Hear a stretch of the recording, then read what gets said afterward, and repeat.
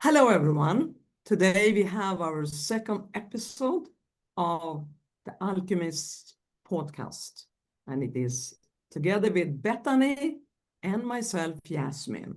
And today's theme is comfort is a cage. And there's many ways to look at that. We all want comfort, but where does it end and what awaits us beyond that edge of comfort? That's what we want to figure out, because when we take a leap and move with courage, we grow. And this is what our podcast will look at today. With this, I will hand over to my dear colleague and friend, Bethany. Over to you. Hello, hello. Yeah, I know you and I were just sort of talking about how we put these thoughts together. And when you said comfort is a cage, that immediately struck something in me, because as humans, we were just talking about how easy it is to live in comfort. But maybe even it's something important today. We defined what comfort actually looks like and define what cages look like and how they show up in our life, either expectedly or unexpectedly. And sometimes those cages stand to no longer serve us. Some cages are cages of our own making, right? And some are imposed involuntarily. I think where we go today is learning the difference between what is in our control, what is outside of our control, and where we're ready to take risks in order to expand, which is another word we just used. So I'm excited to talk today. Lovely. I think we have a lot to share, and I think all our listeners will have even more. So we are just trying to stimulate the discussion and share what we know and what we have experienced. I think what is important is, and I look at it, with my experience of having worked with the United Nations and most of my life in war zones, and I look at it, comfort zone on one side and war zone on the other side. And they are completely diametrically opposite. So a comfort zone is, of course, you live peacefully and life is easy and there are no rockets falling over you, there are no executions of your family, there is no man-made violence infringe upon you.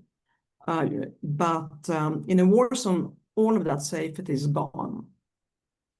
And what I have discovered throughout these decades is that those who have lost control of safety, okay, are usually the ones who become the strongest in the end, the most creative, and the most humble, with a great sense of humanity. So I think that the experience of losing that safety has also brought out, since we are the Alchemist podcast, has brought out something bigger and greater, an expansion in them. This is not to say, and I'll hand over to you, that we can face discomfort even in a country of peace, even in daily life. Taking a leap, conquering your fears, it's daily activity and decision. But I just wanted these two contrasts to start with, and then, of course, allow us to go into daily life of everyone. But it's important to remember the two contrasts. Yeah. The thing is when we talk about what that comfort zone looks like, there's even a duality within that original comfort zone. Some of those comforts are things that we believe to be comforts. You talked about this. Some stays in our conscious, some is in our subconscious. Sometimes those are fears that are driving behaviors that people don't even recognize that they're driving in real time. And if they had sort of the ability to process or get above the treading water, to see out as a lighthouse and to view and have further vision, does that take away some of the fear? Does it add to fear? Does it create more comfort? And so there is a duality too, I think, just in the concept in general of what comfort provides, because there are also things that we know are false senses of safety that we create for ourselves. And then I think to that war zone, I think that can be a metaphor for a lot of things. I think every external war is first started within. And on some level, these external wars that we see on societal levels and globally are because of a lot of internal wars that people are holding individually that they haven't overcome. But it also, to your point, is true. It's through those wars, the suffering, the hardship, that you maybe don't choose it in real time, but you recognize you have to have courage to make it through, to survive, to get out alive. And then what do you do with that on the other side? But I think that what you're saying also applies to day-to-day life for people. Yeah. Everyone is going to meet challenges. There's so many challenges. I mean, I see what's happening, people losing jobs, people going through divorces, something happens to the children, or the dream is not coming true, or anything. Human nature is wanting safety, or the brain prefers safety, rather than having to conquer those fears to get through it with courage. But at the same time, if you don't get through it with courage and conquer your fears, you're not going to grow. You don't grow in the comfort zone. If the comfort zone is here, then there is all around, and then the next and the next. You have to walk straight through all of this, and it's a process, but you got to make a decision. It's either comfort or courage if I want to grow. I mean, remember, the lotus flower grows in the mud, huh? The lotus flower doesn't grow in the rose garden where everything is perfect and watered. It grows. Gold is forged in fire. So there's a great saying by Rumi, my favorite poet, and he said, "Why do you complain when I rub your mirror so that you can see clearer? Every rub makes you upset." And yeah, I think I think you have to be very conscious about what you want with your life. Do you want to sit in comfort, or are you willing to grow? If you want to grow, you got to be ready to take the leap many times, not once, twice, 3, 4, 5, 6, maybe for the rest of your life. It's not that you're leaping all the time. I mean, there are times you want to sit down and just enjoy. But growth comes when you take the leap. Growth comes when you smash through fear. If you really want to grow. And I want to end with what you said about fear and people not being conscious about their fear. And I think, my favorite is, of course, Carl Jung. But again, it goes back to what you don't know is your fear and your subconscious. And then you walk around acting reflexively on that because you're not conscious about whatever fears you have suppressed. So when you have to make decisions in life, because you don't know about what's going on in here, you make decisions that are fear-driven. And I dare to say that, as you said, when it's a big war, or it's a fight, or people don't go along, or something goes wrong, I would say 99% is because of being fear-driven. Yeah. Courage yields much greater results in growth. It definitely does. As you were talking, I was sort of thinking about that acknowledgement piece, or that awareness piece that's required in establishing the distinction between fear, knowing that it exists, and then having the agency to make a decision that you're choosing forward momentum regardless of the fear. And I think there's a piece there about really identifying what questions do I need to access and ask myself about what would it look like on the other side? What would I have to overcome in this moment? And how often do we even spend the time really with ourselves. I know you and I talked in our last episode about the importance of journaling, and specifically hand to pen, because there is there's a signature there that's very unique, and between the brain and the heart. And even just asking the questions, I was journaling about it earlier today, just that idea of like, do I trust myself? What does that look like? And if I trust myself, can I trust myself to have courage? And if I trust myself to have courage, who would I show up as? And if I was the most courageous version of me, what would I be doing today? And it's like, I love that. like I want us to be asking ourselves those questions all the time, because what we have the capability of, that growth outside of the comfort zone and where it all occurs, is in not being afraid of even just asking ourselves the questions, and having curiosity and being open to what comes up.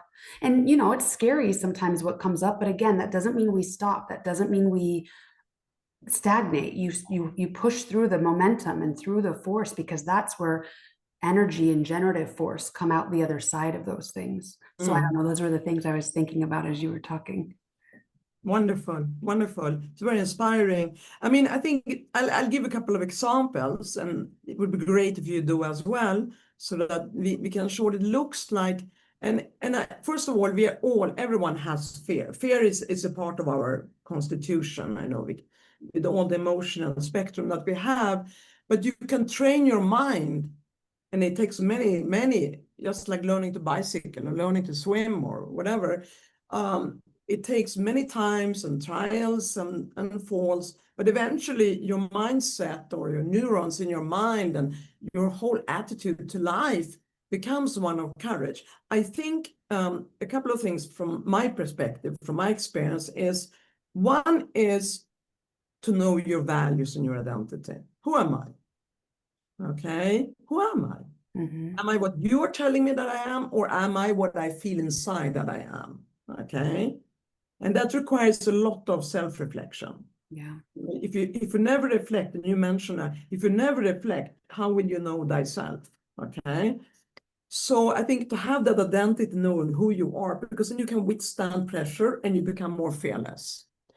Then I think you need a set of values in life. And I'm sitting here with my pink sweater, and here's my little pink UN Charter.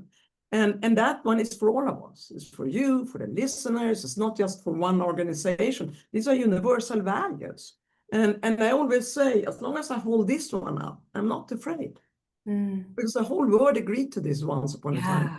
Everything in this is beautiful. I'm not going to give up on this. I even have it matching for each stack of clothes that I wear. And I think, so I give you a couple of examples.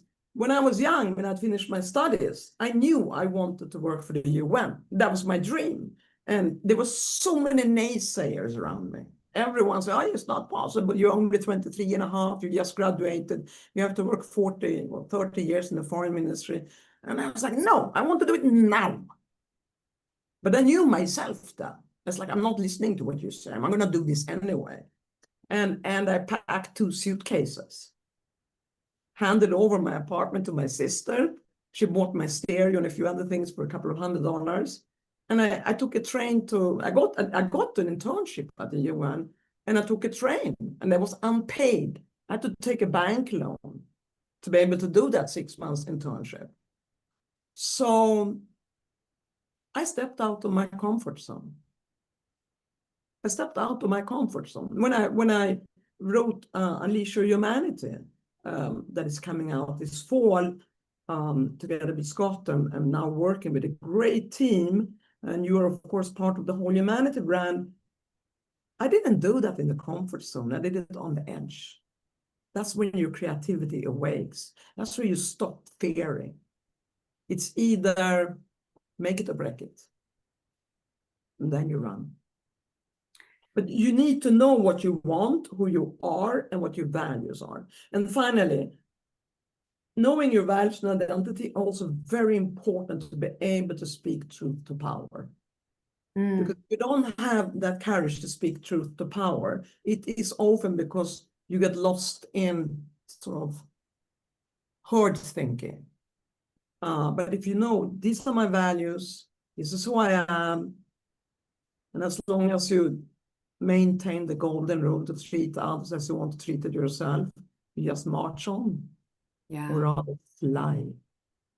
I thought about how important that is in this moment now, and how important it's going to continue to be over the course of the next few years or decade, for all, I think, individuals, humans, to employ and recalibrate their values and really get clear on what it is they believe, because it's the starting point to cognitive sovereignty. And if you don't have that cognitive sovereignty, you are so easily swayed by ideas, by philosophies, by fear, by propaganda. And then you can become, you can get lost. You can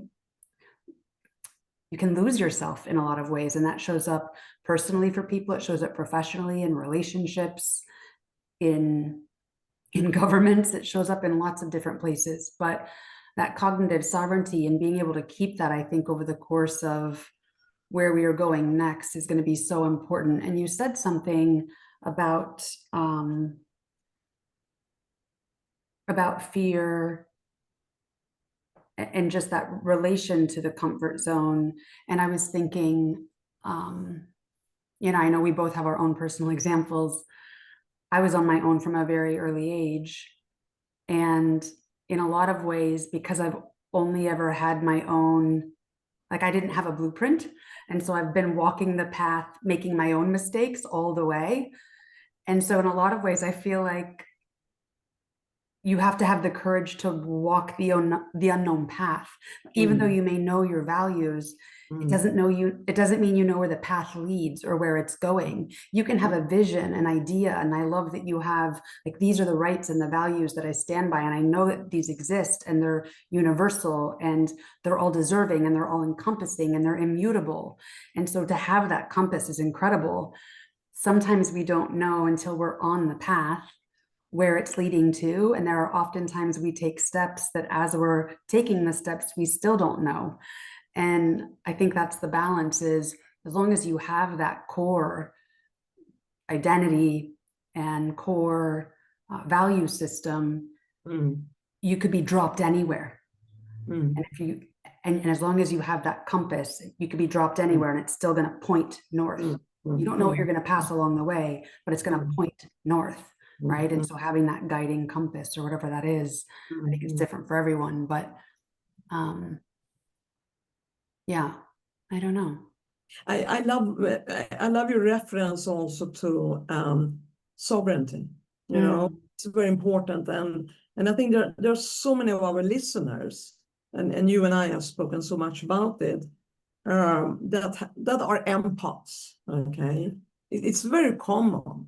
But there is a process of development for people who are empathetic.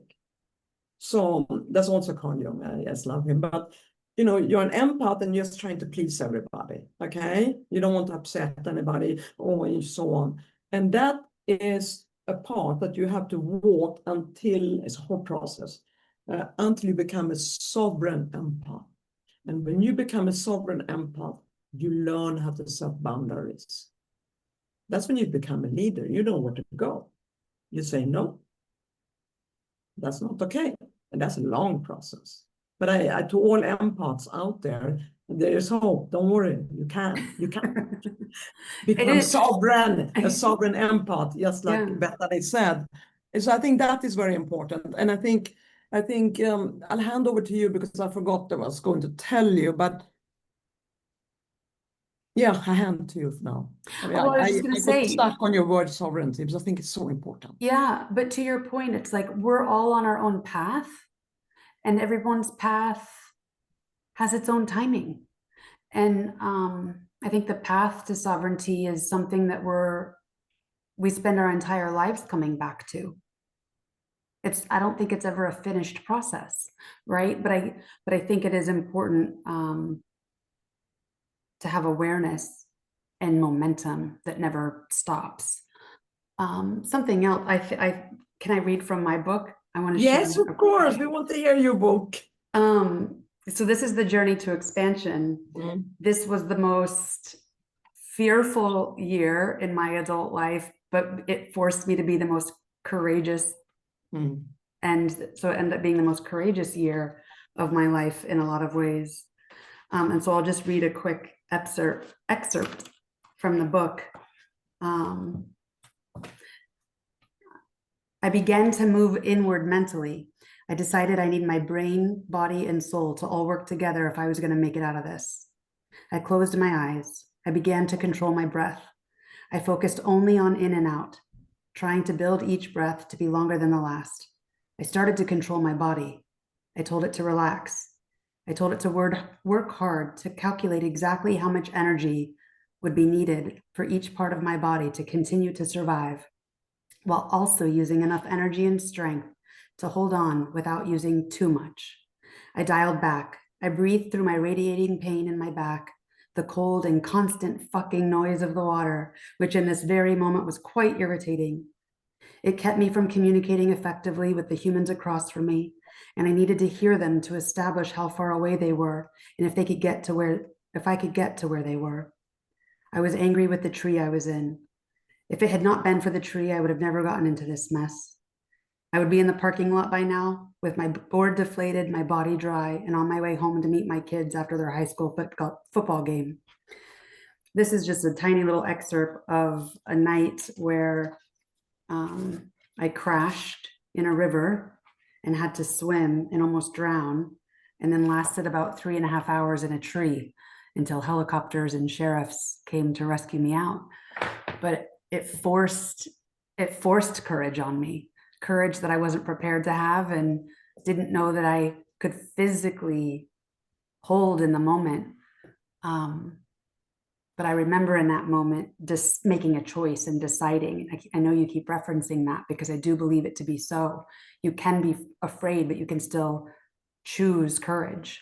And in that moment, courage was the only choice if I was going to stay alive. And so I made it through. Here I am. But sometimes those experiences have to be thrown upon us, you know? I must say, and I know your story when it was life or death for you in that river. Yeah. It was dark outside. And what impressed me with you is the clarity of thought as you're in the middle in that chaos of trying to survive, and you are not gripped by panic and your mind going all over, which could have endangered your life. You were still able to think. Breathe in, breathe out, keep head over the water. I would have been in the parking lot. I mean, what a brain, able to think all of this at the same time. So I think that is spectacular, what you did. And I'm so happy you survived. Bless you. It's such a great story. Now I remember what I was want to come back to, what you mentioned. Everyone says this who encourages us to pick up on courage. And I love this quote by Martin Luther King Jr. He says, you don't need, you take a first step on the staircase, but you don't need to see the whole staircase. You just move, and then it will unfold by itself. Right. And this goes back, even Tony Robbins is often repeating this, is don't worry about the how, it will unfold. Now back to Rumi again. Once I started walking on the way appeared. Yeah. So that has to do with fear, because comfort zone and fear is I need everything perfect before I can take a step forward. Okay, before we can take an action, we need to do a research that will last for 2 years, and then we need to figure out. And by the time we get there, people are dead. So that is a comfort zone thinking, at least in crisis. I think that if your intuition and your instinct is telling you, this is what I have to do. I have to survive in the river. I'm going to go and work there in the UN. I'm going to go on this train. I don't know if I'll get the job or not. Or everything else we do in life. and many people do, figure out the how later on. Just keep walking.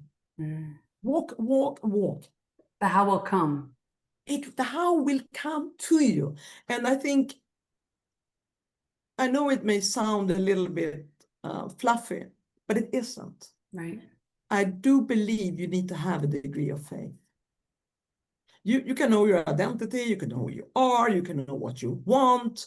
And obviously the best way to knowing that, as we said, is to reflect, to take time to get to know yourself. But once you know that, eventually it's not 100% up to us.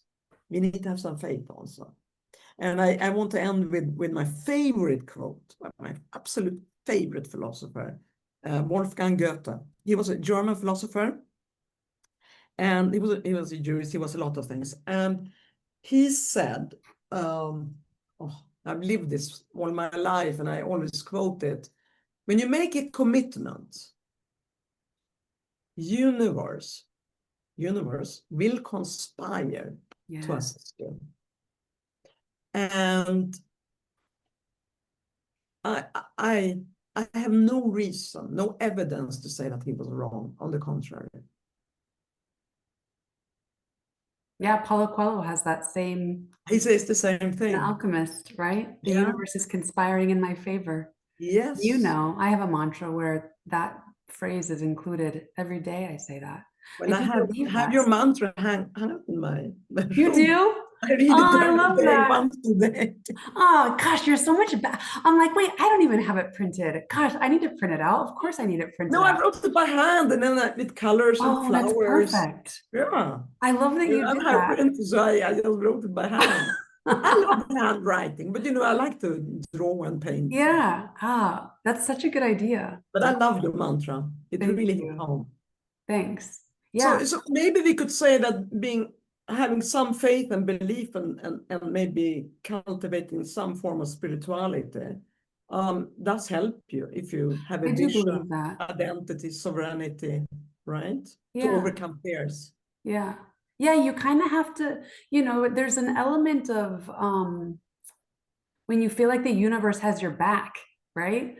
And if you believe that the universe has your back, like what would you do if you knew you had all that support behind you anyway? You wouldn't feel so alone. You would know that you were part of the whole.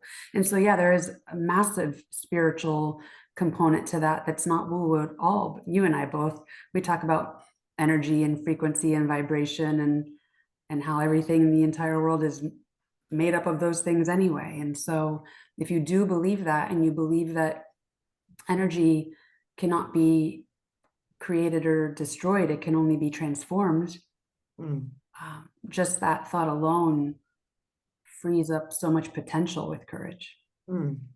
I mean, there will be people who think, oh, these ladies are speaking about energy, wow. This is sort of, no. These are facts. These are science. Yeah. From Einstein to Max Planck to Ralph Waldo Emerson, Tony Robbins, Joe Dispenza. These are facts. Yeah. This is science. This is not something hocus pocus magic. The reality is everything vibrates based on energy. And a very simple example. You walk into a room of people, okay? They're all very happy. And in walks Bethany or Yasmine, and we are all very angry. Before you know it, our energy will have made everyone upset, okay? Yeah. Or the reverse. You walk into a room and everyone is sad. And in walks Bethany and Yasmine, and whoo, be happy, come on, yes. And you throw jokes, and you give them hope, and you give them strength. The energy in that room will change. Everything is energy. And we are like magnets. What we think and feel, not just thinking, and feel can manifest. But you have to do both the thinking and the feeling. And when you realize that, I think you have done 80% of the battle against fear. That's when you start taking leaps. You jump. You take risks, calculated risk. You dare to go for your dreams. You dare. One thing, I think we both share that, I have never and will never live or spend my life doing something I don't like. Yeah. No. Even if it's more difficult, even if it is more risky, even if it entails more fear to get to do what I love to do, I'm willing to walk that path. And Yeah. that's a decision you take. Right. You want to sit in your little cage and be comfortable and know that you are sort of living off crumbs and your dreams are fading away? Or do you want to live, really live? Like, this is me, this is my dream, I'm going to make my dream come true. It's not going to be easy, and it's going to be many scary situations, but I fear not, because I know. But you have to, of course, you can't be reckless in life. I think we all agree to that. Yeah, yeah. Right. You had to walk the fine line. Yes. Sometimes it is a fine line. It is a fine line. I mean, sometimes I call it the golden middle road, you know? Ooh, I like that. The golden Yeah. middle road. Yeah. Yeah. Very good. I think we leave it here. We are. What would we suggest for the coming?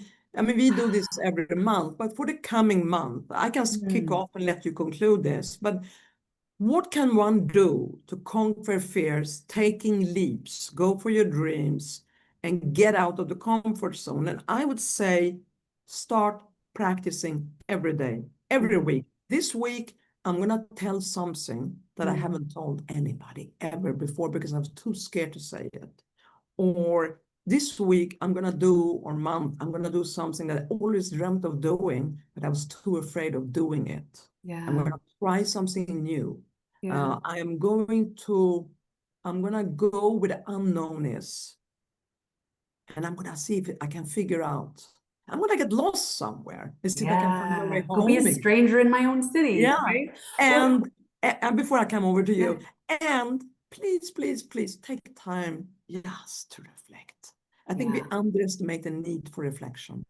And it usually reflection together with music is an incredible way to reach those senses where the truth comes out. Over to you, Bethany. No, I love that. Yeah, music for sure. It's like a Yeah. universal language that becomes Yeah. used for all kinds of things, right? No, I was just going to segue right back to, I mean, what you said at the end was perfect, that time of reflection, because what I think people can do right now is go through an activity or an exercise of just getting a journal and asking themselves questions, just writing out the questions to themselves. What am I most afraid of right now in this moment? What is one thing I could do today if I were feeling like the most brave, courageous version of myself today? What would that look like? So yeah, I think the reflection piece would be a great call to action, or just inviting the questions, being open and being curious, and knowing that we're all doing it together at the same time, you know, like So with less fear, yeah, the world will actually be a safer place. I know. I see it. I envision it. I know that it's real. I know you believe in it too. Yeah. We believe in it. We believe in it, but we live it too. And we live it too because others, we look to those who do it, and that's how we learn it. Yeah. So choose your friends, choose your gurus, choose your role models, the role models, because we can always learn from each other. We are in this together. Yeah. Yeah. But never play small and never play it safe. Never. As that is only going to worsen the situation in the world and the situation for ourselves. That's a golden rule. Take one courageous act. Yes. One a day. One a day. Yeah. Okay. Until the next episode. Until the next episode. Bye, everybody.